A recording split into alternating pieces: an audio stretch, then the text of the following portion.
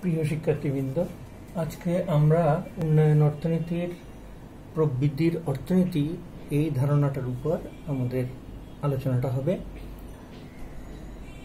এই অধ্যায়ের প্রবৃদ্ধির অর্থনীতি অধ্যায়ের এই আলোচনাটাকে আমরা দুভাগে ভাগ করেছি। প্রথম অংশে থাকবে মূলধন, শ্রম এবং প্রযুক্তি, আর দ্বিতীয় অধ্যায়ে থাকবে অর্থনীতির প্রবৃদ্ধি সম্পর্কিত কুজনেটসের যে বক্তব্য, সেটাকে আমরা ব্যাখ্যা করার চেষ্টা করব। প্রথমে আমরা দেখি এই অধ্যায়ের মূলধন, শ্রম এবং প্রযুক্তি। এখানে তিনটি অংশে আমরা ভাগ করেছি। একটা হচ্ছে মূলধন, একটা হচ্ছে শ্রম এবং প্রযুক্তি। প্রথমে দেখা যাক মূলধন বলতে আমরা কি বুঝি, অর্থাৎ মূলধনের সংজ্ঞা। মূলধন বলতে আমরা জানি যে উৎপাদনের চারটা উপকরণ আছে: ভূমি, শ্রম, পুঁজি এবং সংগঠন। এটা গুরুত্বপূর্ণ উপাদান হচ্ছে শ্রম। সাধারণভাবে যেটা বলা হয় সেটা হচ্ছে যা কিছু পুনরুৎপাদনের কাজে লাগে, উৎপাদনের যে সমস্ত উপকরণগুলো পুনরায় উৎপাদনের কাজে লাগে, সেগুলোকে আমরা বলি মূলধন। মানুষের পরিশ্রমের বিনিময়ে উৎপাদিত সম্পদের যে অংশ সরাসরি ভোগে ব্যবহৃত না হয়ে পুনরায় উৎপাদনের কাজে ব্যবহৃত হয়, সেটাকে আমরা মূলধন বলে থাকি। যেমন কারখানা, কলকবজা, গুদাম, মজুদ ভাণ্ডার, যন্ত্রপাতি, হাতিয়ার, কাঁচামাল, পরিবহনের জন্য যে সমস্ত গাড়িগুলো ব্যবহৃত হয় এগুলোকেই আমরা সাধারণত মূলধন বলে থাকি।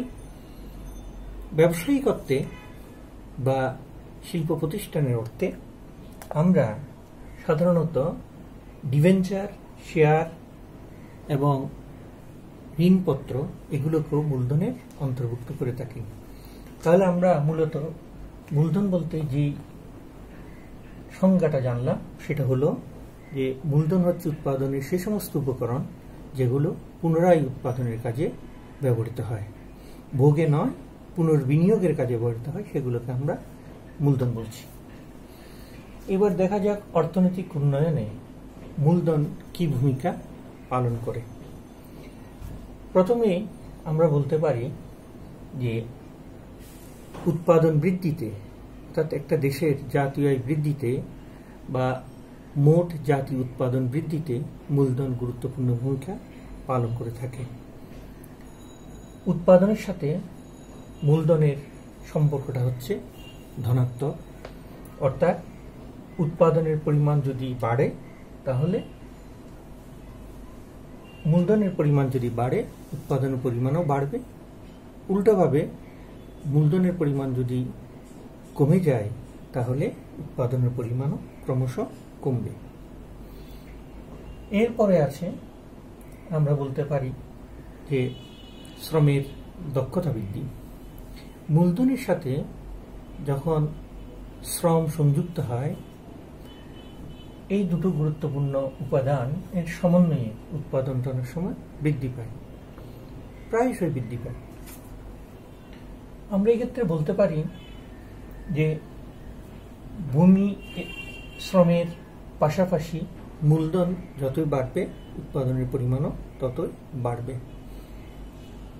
উল্টোভাবে আমরা বলতে পারি মূলধনের পরিমাণ হ্রাস পাওয়ার সাথে সাথে মোট উৎপাদনের পরিমাণ হ্রাস পাবে, এতে অর্থনৈতিক উন্নয়ন ব্যাহত হবে।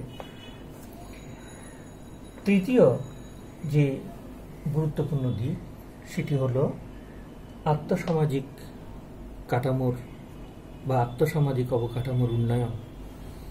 একটা দেশে যা কিছু উৎপাদিত হয় তার জন্যে পরিবহন বাবদ বা অবকাঠামো মেরামত করতে হয়, অবকাঠামো প্রয়োজন হয়। অর্থনৈতিক উন্নয়নের জন্য এই অবকাঠামো তৈরিতে মূলধন একটা বিশেষ ভূমিকা পালন করে। উৎপাদিত পণ্যগুলো বাজারজাতকরণের ক্ষেত্রে এবং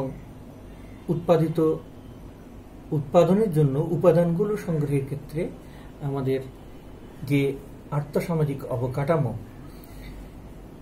অর্থাৎ রাস্তাঘাট, কালভার্ট, প্রবাহ প্রণালী, ড্রেনেজ, সেতু ইত্যাদি, এর পাশাপাশি যাতায়াত যোগাযোগ, আর অন্যান্য অবকাঠামোর ভিতরে যেটা থাকবে সেটা হচ্ছে যে শিক্ষা ও স্বাস্থ্য খাতের অবকাঠামো, এগুলো নির্মাণের ক্ষেত্রে মূলধন গুরুত্বপূর্ণ ভূমিকা পালন করে। এরপর আমরা বলতে পারি প্রাকৃতিক সম্পদের ব্যবহার। দেশে যে বিদ্যমান প্রাকৃতিক সম্পদ আছে সেগুলোকে যথাযথভাবে ব্যবহার এবং নতুন নতুন প্রাকৃতিক সম্পদের ভাণ্ডার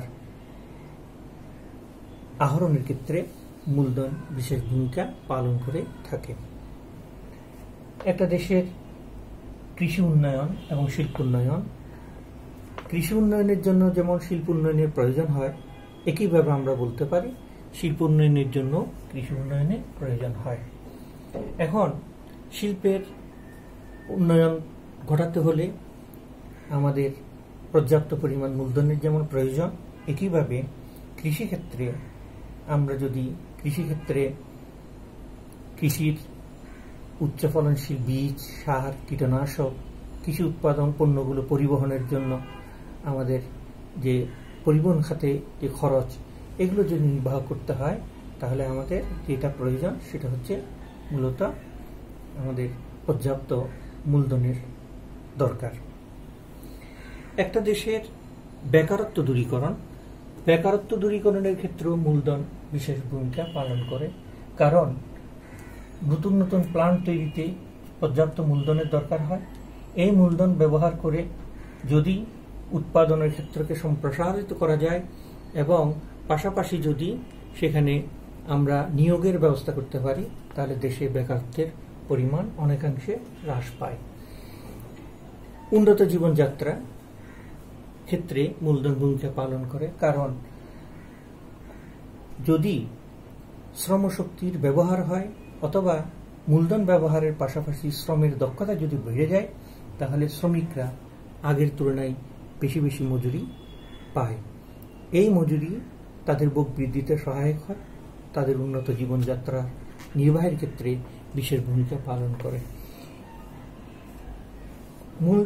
অর্থনৈতিক উন্নয়নের ক্ষেত্রে মূলধনের অন্যান্য যে সমস্ত বিষয়গুলো আছে সেটা হচ্ছে যে কি উৎপাদন ব্যয় হ্রাস। উৎপাদন ব্যয় হ্রাসের ক্ষেত্রে আমরা বলতে পারি যে উৎপাদনের মূলধন ব্যবহারের মাধ্যমে যদি শিল্পের উৎপাদন ব্যবস্থা সম্প্রসারিত হয়, তাহলে সেক্ষেত্রে যেটা হয় সেটা হলো কিছুটা মিতব্যয়িতার সৃষ্টি হয়। এটা অভ্যন্তরীণভাবে হতে পারে, বাহ্যিকভাবেও হতে পারে।